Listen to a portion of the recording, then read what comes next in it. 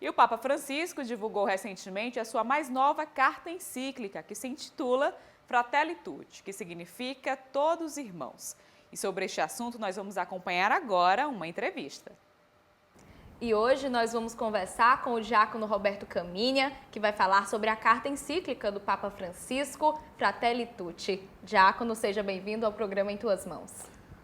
Agradeço muito essa oportunidade, esse contato, e, sobretudo, pelo conteúdo do assunto.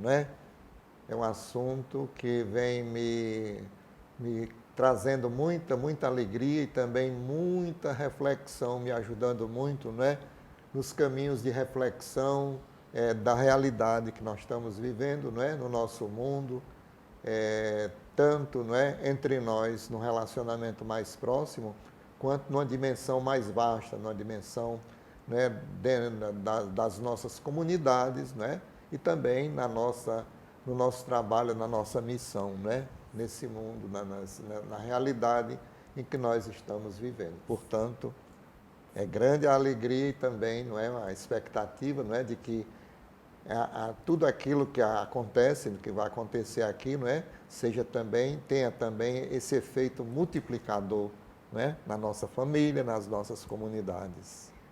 Certo, diácono. O senhor pode começar falando para a gente sobre o objetivo que tem essa encíclica.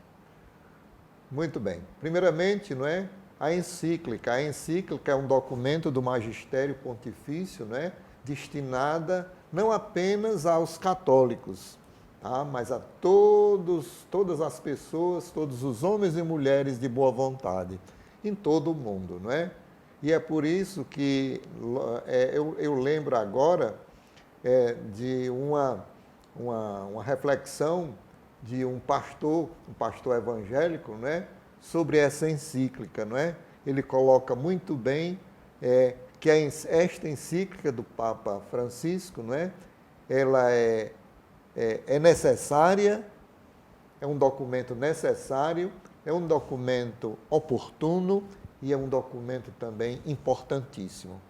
Ele coloca essas três características do documento. Portanto, esse objetivo, o objetivo da encíclica, ele vai desde a nossa reflexão pessoal, desde a nossa busca pessoal, de relacionamento, a nossa busca pessoal de realização nesse mundo, na sociedade, na nossa missão, até a dimensão mais maior, a dimensão mais vasta, das nações, dos estados, dos organismos internacionais, e também das religiões. As religiões também são interpeladas, neste sentido aí. Então, o objetivo de fato é trazer, como diz o pastor que eu citei, trazer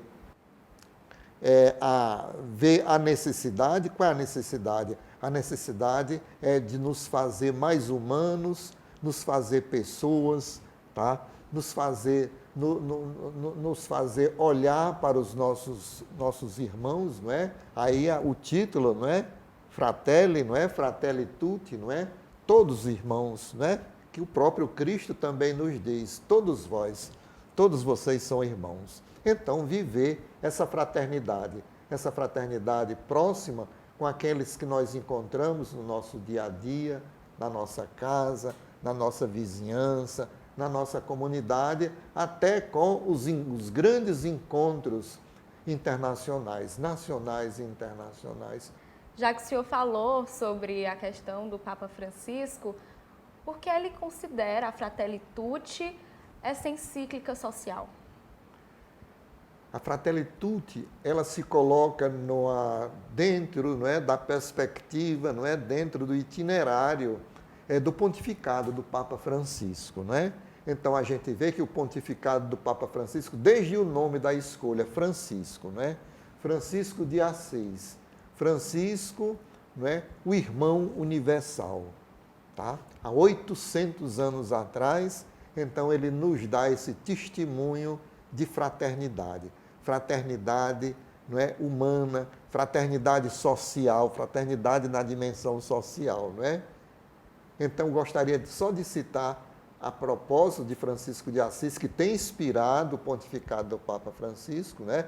Primeiramente, a encíclica Laudato Si, né? Laudato Si, então, é uma visão, né? Uma reflexão sobre a casa comum, o zelo, cuidado pela casa comum.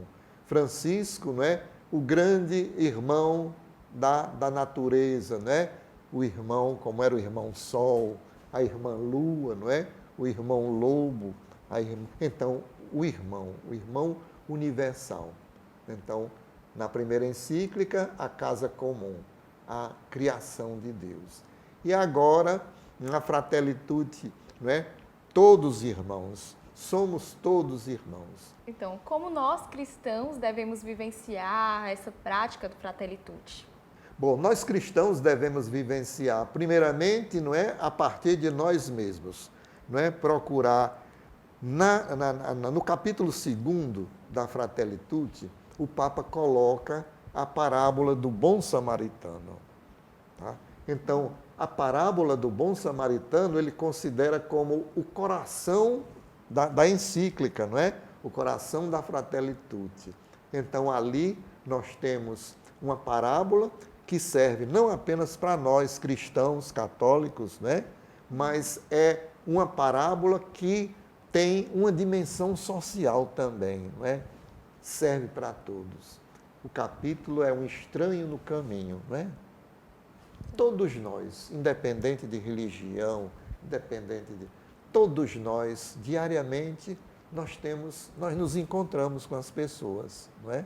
Quanto mais nós nos encontramos com as pessoas, tanto mais nós nos enriquecemos, né? Porque no outro, na outra pessoa, está também grandes ensinamentos para cada um de nós, não é? Então, nós cristãos, principalmente, não é? Mas para todas as pessoas que buscam viver, não é? A sua dimensão humana, a sua integralidade, não é? Na dimensão humana, porque o ser humano foi feito para o encontro, o ser humano foi feito para o contato com o outro, o ser humano foi feito para o diálogo com o diferente. Então, o ser humano, independente de etnia, de raça, de religião, então o ser humano é interpelado, o ser humano é convidado a viver cada encontro, né? Cada encontro. E na parábola acontece ali um encontro, não é? Um encontro com um pobre que tinha sido, não é? Tinha sido assaltado, não é? Ferido, estava lá quase morto, não é? E então passam diante dele alguns personagens, né? Passa um sacerdote, passa um levita e segue indiferente, não é, o seu caminho. Mas passa por ali, não é, outro personagem que vê, não é, que sente compaixão e vai cuidar daquele enfermo, não é? Daquela pessoa que tinha sido assaltada, não é? Ele, né, que vai, não é, interrompe o seu caminho, né, para encontrar aquela pessoa. Então, é esse o ensinamento a que todos nós somos chamados, não é? Então, nesse encontro de cada dia, não é? No encontro de cada dia, procurar, sobretudo para aqueles que precisam mais da gente, não é? Aqueles que nos interpelam de uma forma mais insistente, não é? Então, vamos parar um pouquinho. Sobretudo, não é? Procurar escutar as pessoas. Para finalizarmos a nossa entrevista, eu gostaria que o senhor destacasse alguns pontos, né, os pontos principais dessa carta. Bom, então, como eu já falei, não é? Então, a questão do encontro com as pessoas, né? Nós sairmos de nós mesmos e sempre ficarmos atentos a esse encontro diário com as pessoas. Depois, uma prática, não é, fundamental nesse caminho, não é? É a questão do diálogo, né? Não a gente só escutar o que a gente quer escutar, ou então não impor as nossas ideias, as nossas opiniões, né? Ou como está muito em uso hoje, né? As nossas ideologias, né? As nossas ideologias, mas procurar, não é? Através do diálogo, não é? O diálogo que é uma busca comum, de um caminho melhor, não é? De um caminho. Então, isso é importante, né? A prática do diálogo, a vivência do diálogo. Depois, a questão que está atualíssima, não é? Nesses nossos tempos, não é? Nesse período agora, né? A política, não é? O cristão é chamado, não é, a ter uma participação na política, não é? Naturalmente, a política vista como um bem comum, não é? A busca do bem comum. A política no seu sentido mais nobre, não é? Como a que se referiu o Santo Padre, né? São Paulo VI, não é? A nobreza da política, não é? A política como busca do bem comum, tá? Depois, sempre procurar, né, escutar mais do que falar, escutar, né, muito mais do que falar. Nós falamos demais, não é?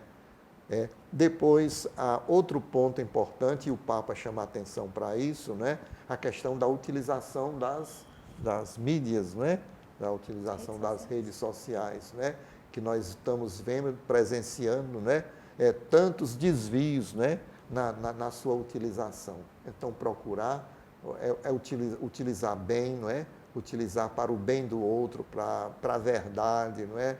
Para a busca de um mundo melhor. Então, são esses conceitos, né? Esses pontos aí. Depois, né? A questão de olhar, não é? Olhar, o último capítulo é o último capítulo da encíclica, não é? Então, a convocação, não é? A convocação, o convite a todas as religiões, né? Sem preconceitos, todas as religiões, não é? Numa grande busca, não é? Quer dizer, se unir, não é? Se unir naquilo que nos une, naquilo que tem convergência conosco, não é? E contribui para o bem da sociedade, né? Por um mundo melhor, para uma realidade melhor em que nós vivemos, tá? Então, mas fica uma sugestão, né? É fazer a leitura e fazer a reflexão do documento, né? Certamente cada um vai encontrar uma riqueza, né, de propostas, de reflexões e de caminhos, né? Tanto para a sua vida pessoal, como para a sua vida familiar, comunitária, como para a sua visão de mundo, a visão de mundo. Por isso é que é um documento oportuno, desenvolver uma visão de mundo para um mundo, uma realidade de mundo hoje tão fragmentado, né, tão cheio de confusões e de bipolaridades e de ideologias, né, que dividem muito mais do que unem. Né? É como o Papa também fala, não é? Vamos construir pontes, né, e deixar os muros, as paredes, né, de lado. Então, é isso mesmo, diácono.